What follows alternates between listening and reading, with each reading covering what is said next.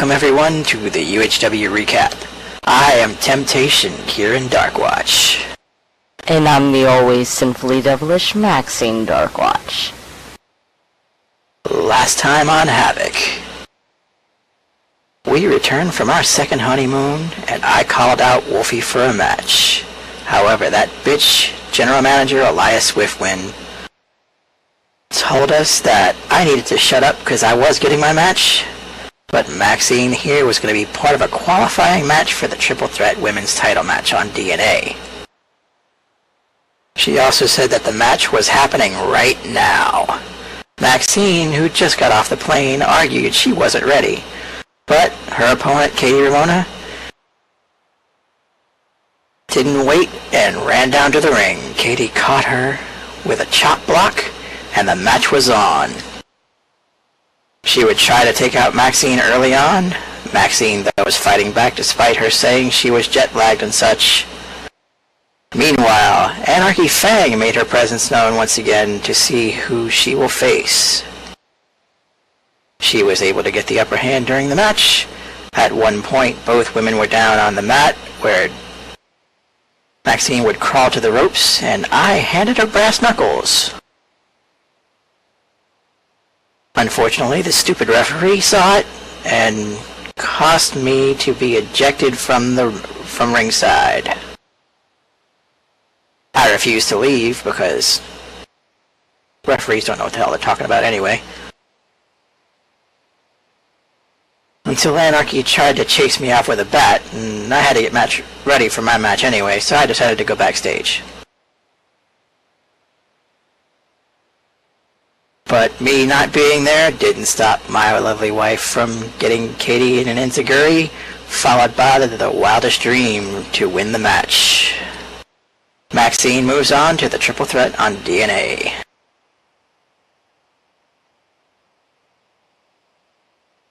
Our second match was Cyberstar taking on Wolfgang Metal. They started off circling each other, and Wolfgang would go straight for a clothesline.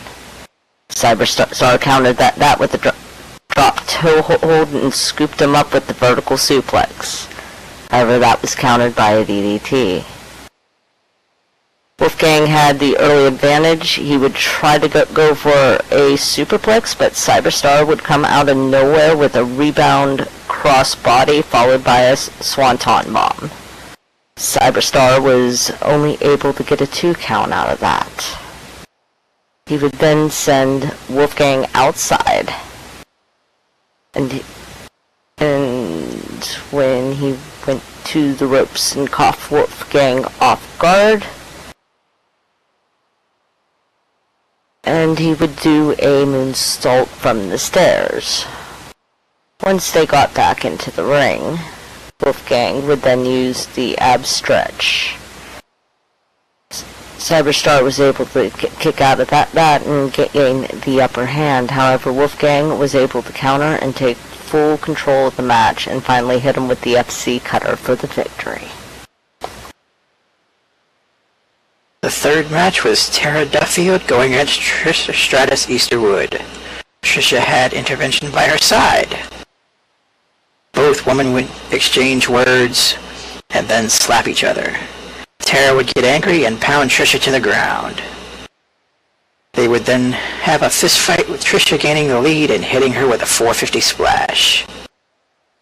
She picks her up and Tara grabs her nether regions and then hits her with the jawbreaker, gaining the lead.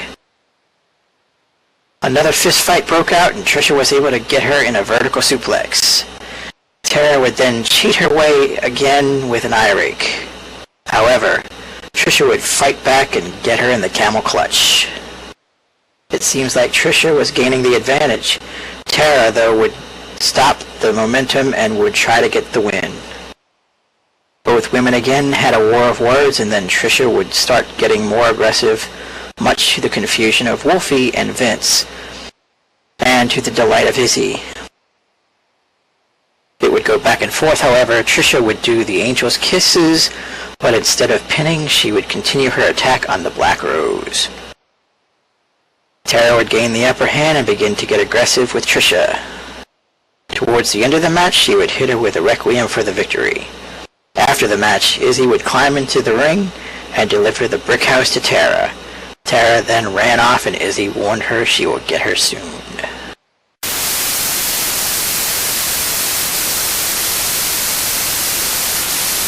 I'm sorry about that. The main event was for the United Universal Championship. Wolfie Kessel would defend his title against this hunk of man over here. Of course, I wasn't with him because that little twit Rosalind Grace attacked me before I could come out. Wolfie, though, had all of intervention with him. Wolfie would make a rude comment to Karen, as per usual, which led him to the attack from the start. He would then try to take down Wolfie early on. Both men would try to outdo each other. Then Kieran would make a rude comment about Izzy, and that would set Wolfie off. At one point, Wolfie would have had Kieran in the corner and would not get him out. The referee had to step in and separate them. Typical tactics. As both men tried to beat each other down, Kieran had the upper hand, and when he hit Wolfie with a low kick. Just then, Nick Halderman, for all reasons, came out and confronted Kieran outside, talking about Rosa and what he did to her. Just as Kieran put Wolfie in the wildest dream himself, and was about to be the rightful champion, the Tron would light up again, and Ranma Yoshiro would show up on the ramp to everybody's surprise, including ours. This took Kieran's attention away from Wolfie, and Wolfie goes and rolls him up for a pin to retain the title.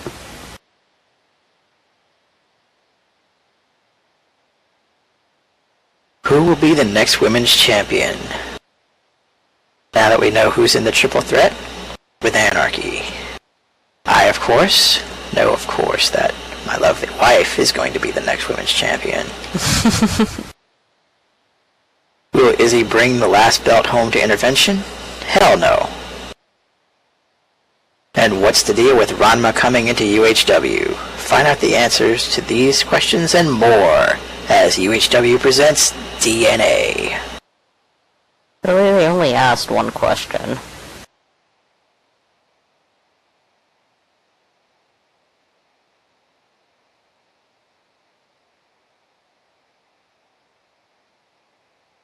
Regardless, that does it for the recap for today. I am the always sinfully devilish Maxine Darkwatch, and with my gorgeous husband, Temptation, Kieran Darkwatch.